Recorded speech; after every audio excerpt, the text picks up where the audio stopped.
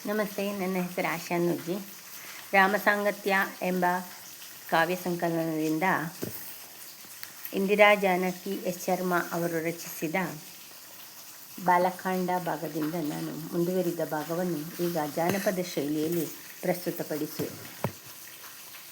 ಯಜ್ಞಶಾಲೆಗೆ ತಕ್ಕ ವೇದಿಕೆ ನಿರ್ಮಿಸೆ ಉಳಲೆಂದು ಕೇದಾರವನ್ನು ನೇಗಿಲ ಮೊನೆತಾಗೆ ಜನಕಾನು ಕಂಡಾನು ಮುದ್ದಾದ ಹೆಣ್ಮಗುವನ್ನು ದೊರಕಿದ್ದ ಮಗುವನ್ನು ಮನೆಗೊಯ್ದು ಸಾಕಿದ ಸೀತೆ ಎನ್ನುವ ಹೆಸರಿಟ್ಟು ಔರಸ ಪುತ್ರಿಯ ಊರ್ಮಿಳೆ ಎನ್ನುತ್ತ ಸಾಕಿದ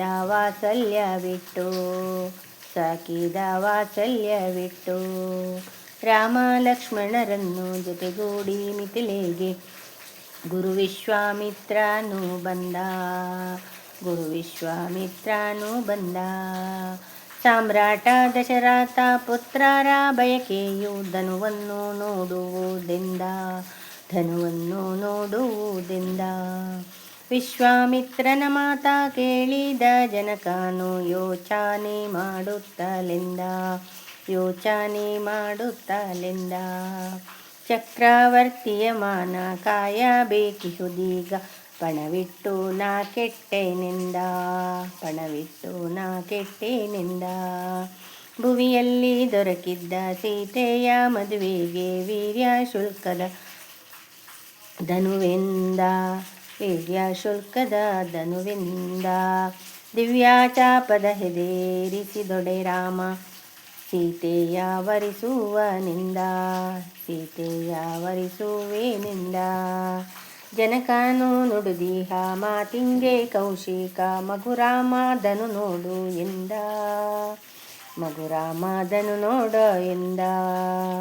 ಬಹುಪುರಾತನ ಬಿಲ್ಲು ಭಾರವೆಷ್ಟಿಹುದೇನು ಸೂಚನೆ ನೀಡುತ್ತಲೆಂದ.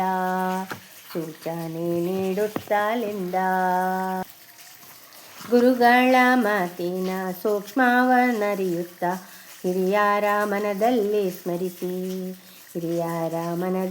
ಸ್ಮರಿಸಿ ಲೀಲಾಜಾಲದಿ ಶಿವ ಚಾಪವನೆತ್ತಿದ ರಾಘವ ಹರನಿಗೆ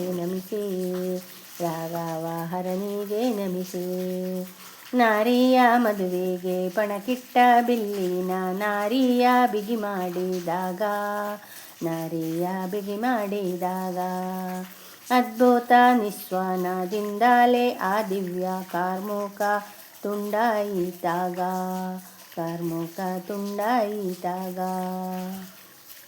ಕೌಶಿಕ ಮುನಿಗಳ ಕರಜಾತ ಶ್ರೀರಾಮ ಹಿಡಿದೆತ್ತಿ ಮುರಿದ ಪಿನಾಕ. ಸೀತೆಯ ಮದುವೆಯ ಘೋಷಣೆ ಮಾಡಿದ ಮಿಥಿಲಾಧಿಪತಿಯಾದ ಜನಕ. ಯಜ್ಞದ ಫಲದಿಂದ ದಶರಥ ಸುತನಾದ ಕುವರನೇ ಮದುವೆಯ ಗಂಡು.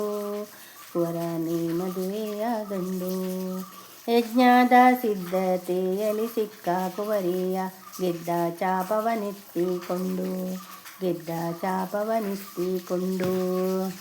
ಪೃಥ್ವಿಯು ಒಲಿದಿತ್ತ ಸೌಭಾಗ್ಯಶೀಲೆಯ ಸಲಹುವ ಯೋಗವು ಬಂತು. ಕಾಪಿಟ್ಟ ನಿಧಿಯೊಂದು ಸತ್ಪಾತ್ರನನ್ನು ಸೇರಿ ಕರ್ಮವು ಸಾರ್ಥಕವಾಯಿತು.